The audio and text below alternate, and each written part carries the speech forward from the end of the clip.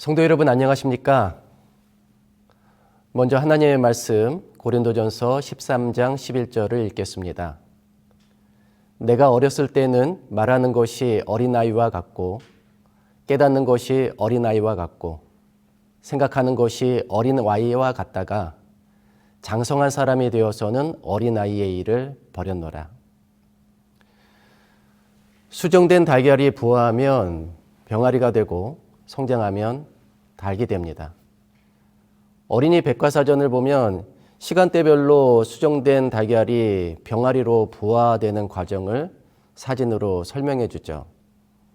처음에는 작은 배아이지만 마지막에는 머리와 다리와 날개까지 다 자라있는 병아리가 계란 껍질 속에 웅크리고 있습니다.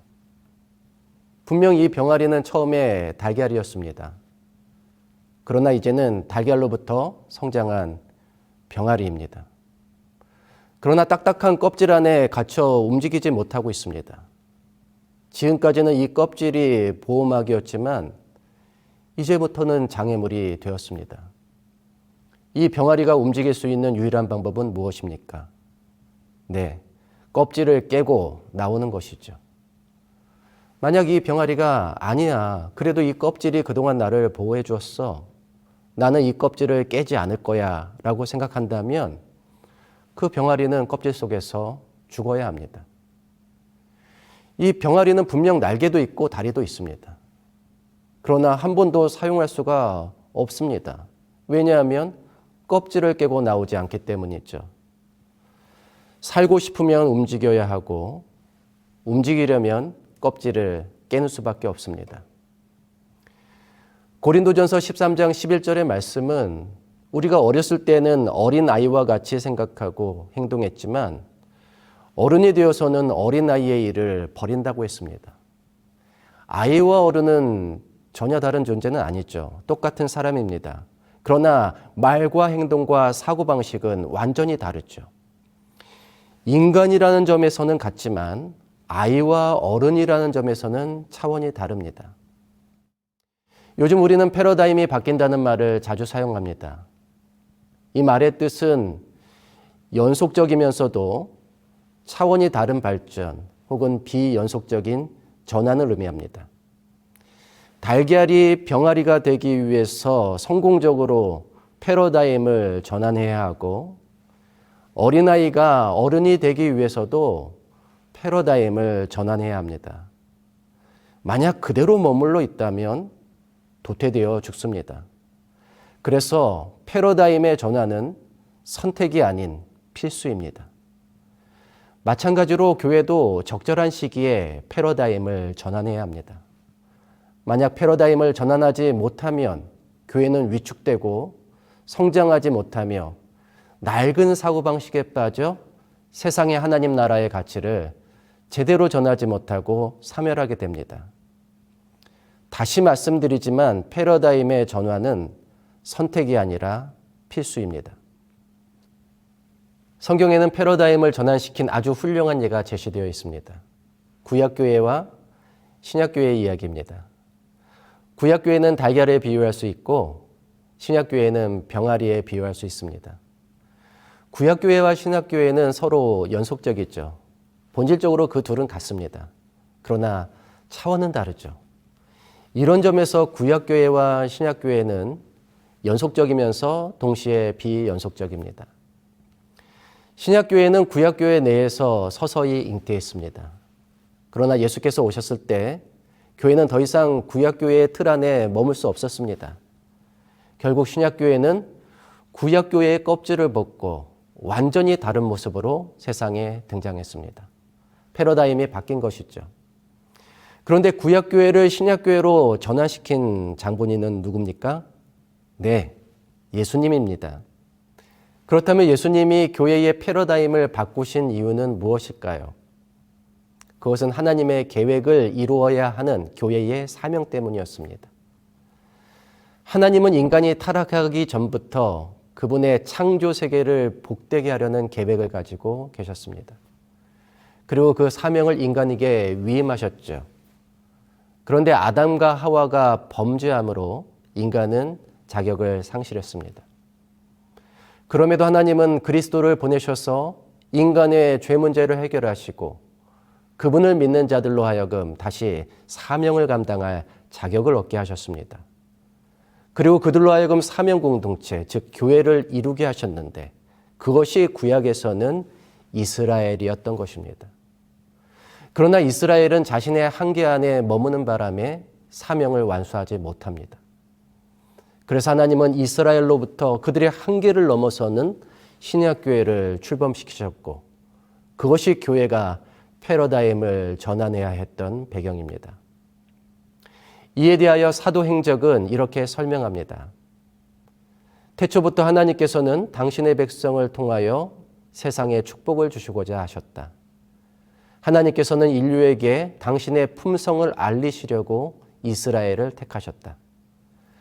그분은 그들이 세상에서 구원의 샘들이 되기를 바라신다. 하나님은 이스라엘에게 하늘의 명령, 하나님의 뜻의 계시를 위탁하셨다. 그러나 이스라엘 백성은 하나님의 대표자로서의 그들의 고상한 특권을 분별하지 못하였다. 그들은 하나님을 잊었으며 그들의 거룩한 사명을 완수하는 데 실패하였다. 그들은 받은 바 축복을 세상에 나누어 주지 않았다. 그들은 그 모든 이점을 자신의 영광을 위하여 사용하였다. 그들은 유혹을 피하기 위해 세상과 담을 쌓았다. 그리하여 구주께서는 그들이 남용한 특권과 그들이 경시한 사업을 그들에게서 거두어 다른 사람들에게 맡기셨다. 하나님의 영광은 나타나야 했고 당신의 말씀은 확증되어야 하였다. 그리스도의 나라는 세상에 세워져야만 하였다.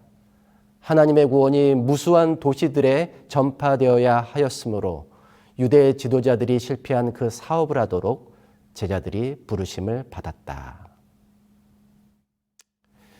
예수님은 이 제자들을 데리고 내가 이 반석 위에 내 교회를 세우리니 음부의 권세가 이기지 못하리라 하시며 자신을 반석으로 삼아 그 위에 신약교회를 일으켜 세우셨습니다.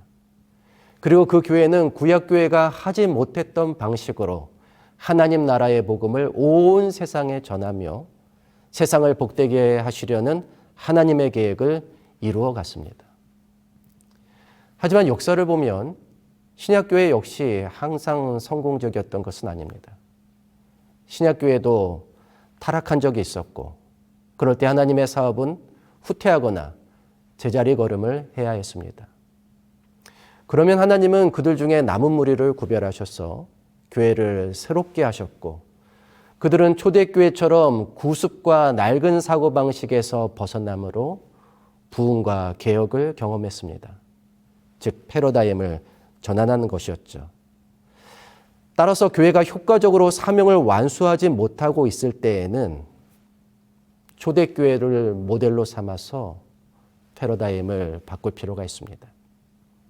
그렇다면 예수님은 어떻게 교회의 패러다임을 전환시키셨을까요?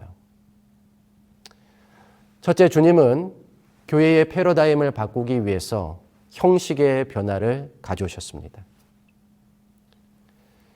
유대인들은 예루살렘 성전을 중심으로 신앙생활을 했습니다.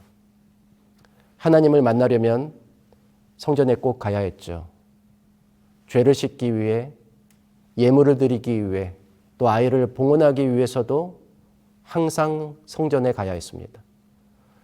먼 곳에 사는 유대인들도 1년에 3번은 성전에 와야 했습니다. 예루살렘 성전은 유대인 신앙의 중심지였습니다.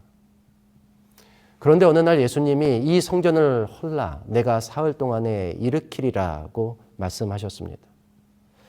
성전을 신성시했던 유대인들에게는 대단히 불경한 말이었습니다. 제사장들은 성전에 대한 예수님의 태도에 매우 분노했습니다. 그들은 예수님이 성전을 모독한 죄를 지었다고 주장했습니다. 그리고 마침내 그 죄목으로 예수님을 십자가에 매달았습니다. 그런데 아주 역설적이게도 예수님의 십자가 희생 때문에 성전의 역사적인 역할은 정말 끝나버리고 말았습니다. 그리고 눈에 보이지 않는 새로운 성전이 일어났는데 그것이 바로 부활한 그리스도를 대표하는 신약교회입니다. 그렇다면 신약교회는 구약교회와 어떻게 다를까요? 구약교회는 성전 예배를 드렸습니다. 그러나 신약교회는 성전이 없어도 예배할 수 있었습니다. 사도행전 7장을 보면 스데반이 순교하기 전에 유대인들에게 최후 진술하는 대목이 나옵니다.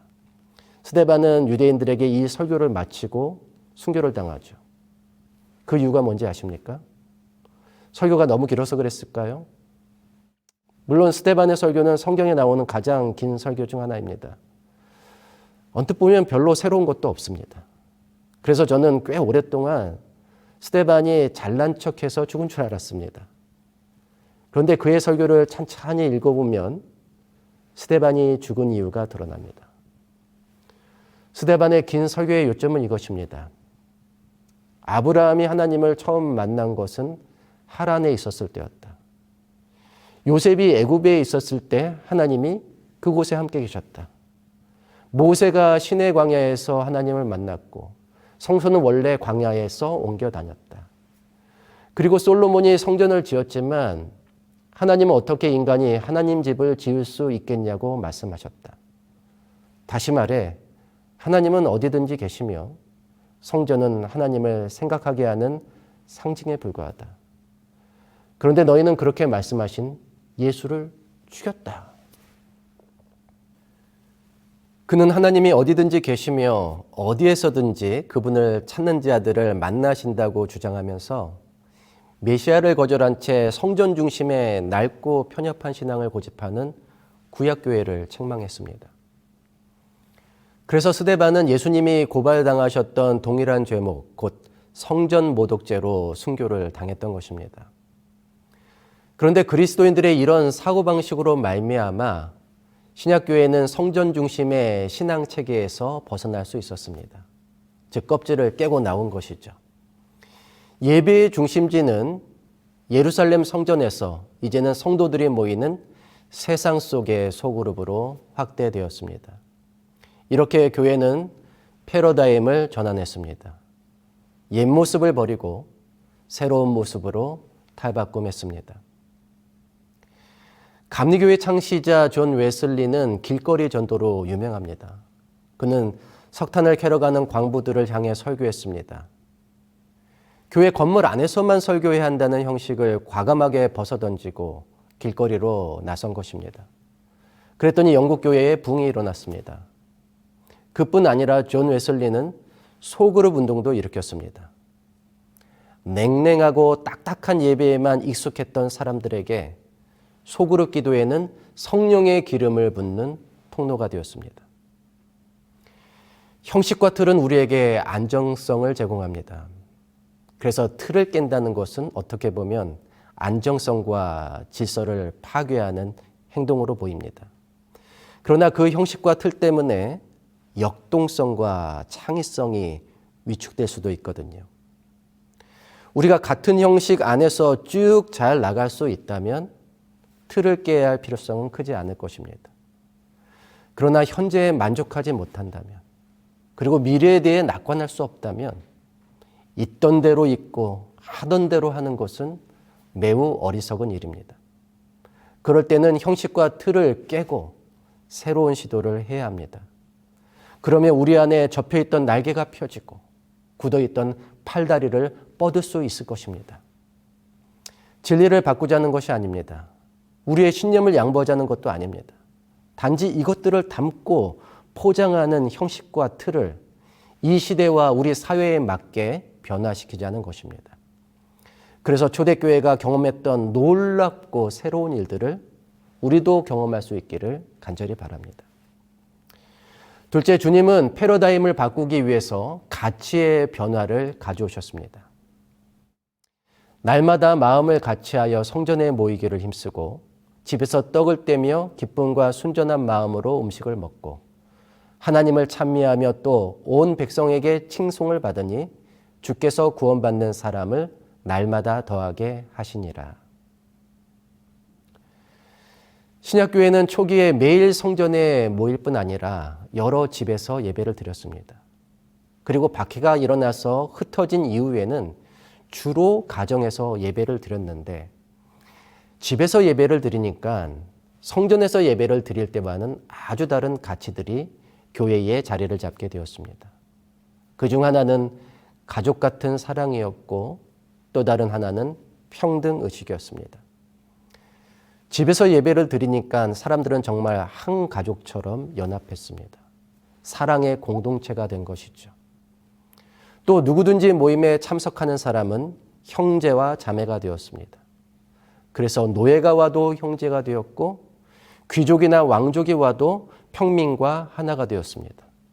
모두가 한 식탁에서 같은 떡을 나눠 먹고 같은 포도즙을 나눠 마셨습니다. 이전에는 유대인만 구원을 받는다, 할례를 받는 사람만 구원을 받는다, 율법을 지키는 사람만 구원을 얻는다라고 했는데 이제는 아니다. 예수 그리스도를 믿고 그의 이름을 부르는 자는 다 구원을 받을 수 있다. 우리 모두가 하나님의 사랑을 받고 우리 모두가 속량함을 받을 수 있다는 의식이 점점 자라났습니다.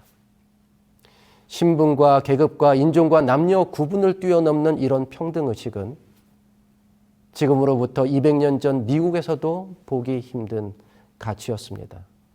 그러나 신약교회는 이미 2000년 전에 이런 가치를 실현함으로써 당시 고대 사회 체제를 위협했습니다. 그냥 소그룹과 가정 모임일 뿐이었습니다. 그러나 그 사회적 파급 효과는 엄청났죠. 세상 모든 사람이 하나님의 사랑의 대상이며 세상 모든 사람이 십자가 앞에서 평등한 형제와 자매라는 이런 급진적인 사상과 가치는 칼과 창으로 무장한 군대보다 위협적이었습니다. 급기야 로마 황제는 이 위험한 무리를 박멸하고자 했지만 오히려 로마의 시민들은 새로운 사상과 가치와 패러다임을 제시하는 기독교에 열광할 수밖에 없었습니다. 성공적인 이머징 처치의 하나로 인정받는 미국 시애틀의 퀘스트 교회는 교회가 미국 대도시의 소외된 계층들을 위해서 무엇을 할 수 있을까? 세계적인 가난을 경감시키기 위해 무엇을 할 수 있을까? 우리 지역의 미그리스도인들과 소통하고 그들을 돕기 위해서 무엇을 할 수 있을까? 라는 고민을 가지고 다양한 시도를 펼쳤습니다. 그들은 먼저 가정 소그룹으로 출범하여 도시의 이민자들의 고달픈 삶을 위로했습니다. 그러다가 회중의 규모가 커져서 어느 백인교회의 창고를 빌려 예배를 드리기 시작했는데 이 교회가 내걸고 있는 가치와 잠재력을 보고 그 백인교회는 이 젊은 교회에 맞게 건물을 리모델링한 다음에 본당을 내주고 자신들이 창고로 내려가는 선택을 합니다. 그리고 급기야 두 교회가 합병하면서 백인교회의 담임 목사였던 레이 바텔 목사가 부목사가 되고 퀘스트 교회의 유진조 목사가 담임 목사가 되는 진귀한 역사가 일어납니다. 퀘스트 교회가 사람들의 주목과 호응을 이끌어내는 이유는 단 한 가지입니다. 그들이 제시하는 가치가 그들만을 위한 것이 아니라 모두를 위한 것이기 때문입니다. 이런 가치들은 하나님이 모두를 구원하기 원하시며 온 세상을 그분의 나라로 회복시키기 원하신다는 개념에서 비롯된 것입니다. 그렇다면 재림교회는 세상에 어떤 가치를 제시할 수 있을까요? 시골 생활을 예로 들어보겠습니다. 요즘 들어 시골 생활 열풍이 불고 있는데요. 나는 자연인이다, 도시여부, 삼시세끼 같은 TV 프로그램들은 이런 현대인들의 열망을 잘 반영하고 있습니다. 그들이 시골을 찾는 이유는 뭘까요? 대도시의 삶이 진정한 행복을 파괴하고 있다는 위기의식 때문입니다. 이는 우리나라뿐 아니라 여러 선진국에서도 일어나는 현상입니다. 영국의 토트네스라는 지방도시는 시골 생활을 하러 오는 이주민들로 북적이는 대표적인 곳입니다. 그들은 농약을 쓰지 않고 친환경 농작물을 재배하며 수입 농산물을 절대로 유통하지 않고 오직 지역 농산물만 사고 팝니다. 교육도 노작과 생태계를 중시하는 방식으로 이루어집니다. 이 사람들 재림교인 아니야? 라고 생각하겠지만 재림교회와는 아무 연관이 없습니다. 이 사람들의 시골 생활은 단지 건강뿐 아니라 생명 존중, 생태계 보호, 공정무역과 같은 인류 보편적인 가치를 표방하고 있습니다. 그래서 사람들이 긍정적으로 반응하는 것입니다. 마찬가지로 재림교회가 시골 생활을 통해서 가치 변화를 꾸준히 제시해 왔다면 우리는 이 세상의 대안 세력이 되었을 것입니다. 그러나 우리는 가치 변화를 주도하지 못했습니다. 조금 비판적으로 바라보자면 우리가 시골 생활을 선택하는 목적은 두 가지. 하나는 나의 건강을 위한 것이었고 다른 하나는 마지막 때에 닥칠 환난을 피해서 주님을 맞이하기 위한 것이었습니다. 즉 나의 구원을 위해서였던 것이죠. 물론 그것도 너무 중요합니다. 그런데 안타깝게도 우리는 거기에서 멈춰버렸습니다. 그것을 인류 보편적인 가치로 발전시키지 못했습니다. 만약 우리의 시골 생활이 또 건강기별이 생태학과 환경, 생명 존중까지 확대되었다면 재림교회는 가장 진보적인 교회로 인정을 받았을 것입니다. 이미 1980년대에 독일 신학자 위르겐 몰트만은 안식일 기별에서 생태학의 가능성을 내다보았습니다. 그러나 안타깝게도 우리는 토요일에 교회 가는 것에 안주했습니다. 1세기 그리스도인들은 받은 기별을 가지고 가치를 전환시켜서 계급사회를 무너뜨릴 수 있는 영향력을 갖게 되었습니다. 마찬가지로 우리에게도 엄청난 잠재력을 품은 주옥 같은 기별들이 있지 않습니까? 이 기별들을 가지고 산업화로 병든 인간 사회와 생태계를 위해서 뭔가 중요한 가치를 제시하는 방식으로 일할 수 있다면 우리도 초대교회가 경험한 놀라운 부흥을 경험하리라고 확신합니다. 마지막으로 예수님은 패러다임의 전환을 위해서 성교의 방향을 바꾸셨습니다. 그러므로 너희는 가서 모든 민족을 제자로 삼아 아버지와 아들과 성령의 이름으로 침례를 베풀고 내가 너희에게 분부한 모든 것을 가르쳐 지키게 하라. 볼지어다 내가 세상 끝날까지 너희와 항상 함께 있으리라 하시니라. 예수님 이전까지 성전에서 반포되었던 메시지는 성전으로 오라, 예루살렘으로 모이라는 것이었습니다. 그러나 예수님은 정반대의 메시지를 주셨습니다. 너희는 가서 모든 족속을 제자로 삼으라고 하셨습니다. 너희는 갔다가 돌아오라고 하지 않으시고 예루살렘과 온 유대와 사마리아와 땅끝까지 가라고만 하셨습니다. 스데반이 순교하자 신약교회는 사방으로 흩어졌습니다. 그런데 흩어지고 보니까 다시 예루살렘으로 모일 이유가 없었습니다. 사마리아에 갔더니 거기에도 성령이 임하셨습니다. 이방인의 집에 갔더니 거기에도 성령이 임하셨습니다. 하나님은 어디에나 계셨고 그분이 계신 곳이면 어디든지 거룩했습니다. 그래서 예루살렘에 다시 모일 필요 없이 계속 나갈 수 있었습니다. 그렇게 함으로 하나님 나라는 더 넓게, 더 멀리 뻗어갈 수 있었습니다. 오라 메시지는 아무래도 울타리를 쳐놓고 여기 안에 들어와야 내 식구다라는 의식을 내포합니다. 접근을 어렵게 만드는 장벽이 있고 보이지 않는 구별과 분리의식이 존재합니다. 반대로 가라 메시지는 울타리를 걷어내고 넘어가서 우리 모두가 친구요, 형제다라는 의식을 반영합니다. 지리적, 문화적 경계를 지우면 어디나 하나님 나라이고 누구나 하나님의 자녀입니다. 이런 마음으로 나가면 교회가 더 커지고 확장되는 것입니다. 제가 섬겼던 교회에서 한 소그룹 리더가 질문했습니다. 이웃집 아기 엄마들이 소그룹에 잘 모이고 있는데 어떻게 교회로 데리고 오죠? 그래서 제가 뭐라고 대답했을까요? 교회로 데리고 오려고 하지 말고 그 사람들에게 우리가 모여있는 여기가 교회라고 대답해 주십시오.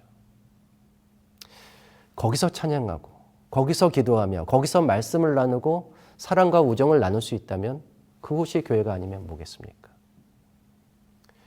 그 소그룹은 여름에 이웃집 아기 엄마들끼리 그 집에서 여름 성경학교를 개최했습니다. 그리고 그 이후에 교회에 특별한 행사가 있을 때 부담 없이 교회로 찾아와 함께 예배할 수 있었습니다. 실험적인 시도였지만 저는 그런 시도들이 계속되어야 한다고 믿습니다. 왜냐하면 그런 시도들의 성공이 결국 하나님 나라의 성공이기 때문입니다. 그동안 우리는 사람들에게 우리 교회로 오라고 설득했습니다. 그러나 그렇게 하는 것보다 조용히 그들 곁에 가서 섬기고 사랑을 나눠주는 것이 더 좋습니다. 우리는 교회에 오라고 말하는 교회가 되기보다 교회를 가져가는 교회, 천국을 가져가는 교회, 빛을 가져가는 교회가 되어야 합니다. 그들이 있는 그 자리에서 하나님을 만날 수 있도록 도와주는 교회가 되어야 합니다. 그렇게 사고방식을 바꾸면 교회가 커집니다. 그렇게 생각을 바꾸면 하나님 나라가 확장됩니다. 예수님은 성공적으로 교회의 패러다임을 바꾸셨습니다. 그분은 형식의 변화, 가치의 변화, 선교 방향의 변화를 가져오셨고 그것은 교회뿐 아니라 온 세상에 새로운 시대를 여는 계기가 되었습니다. 여러분 이제 헌옷을 벗을 때가 왔습니다. 현재의 모습에 안주하지 마십시오. 지금의 불만족한 상태에 머물지 마십시오. 안주하면 사멸할 것이지만 새롭게 거듭나면 융성할 것입니다. 우리 개인과 가정 그리고 교회가 패러다임 전환에 성공하여서 땅끝까지 모든 나라와 민족과 세대에 성공적으로 복음을 전하다가 다시 오시는 우리 주님을 맞이할 때 잘하였도다 착하고 충성스러운 종아 라는 칭찬 듣기를 간절히 바라며 말씀을 마치겠습니다.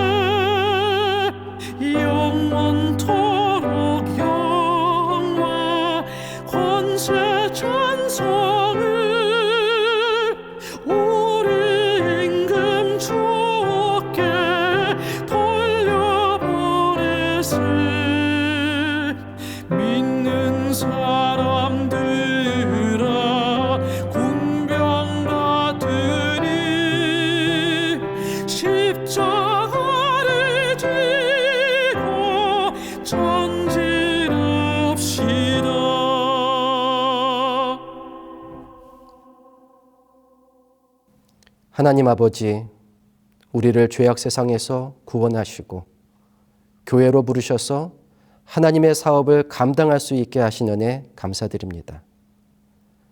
그러나 오늘날 한계에 부딪혀 우리 교회들이 전진하지 못하고 있습니다. 이럴 때 예수님이 계셨다면 어떻게 하셨을지 우리에게 알려주시고 초대교회가 어떻게 부흥과 성장을 경험했는지 깨닫게 해 주시옵소서. 무엇보다 성령의 일하심을 구하옵나니 마지막 시대의 남은 교회에 성령의 충만함을 주시고 예수 그리스도께서 재림하시는 날까지 사명을 완수할 수 있게 해주시기를 주님의 이름으로 간절히 기도하옵나이다. 아멘.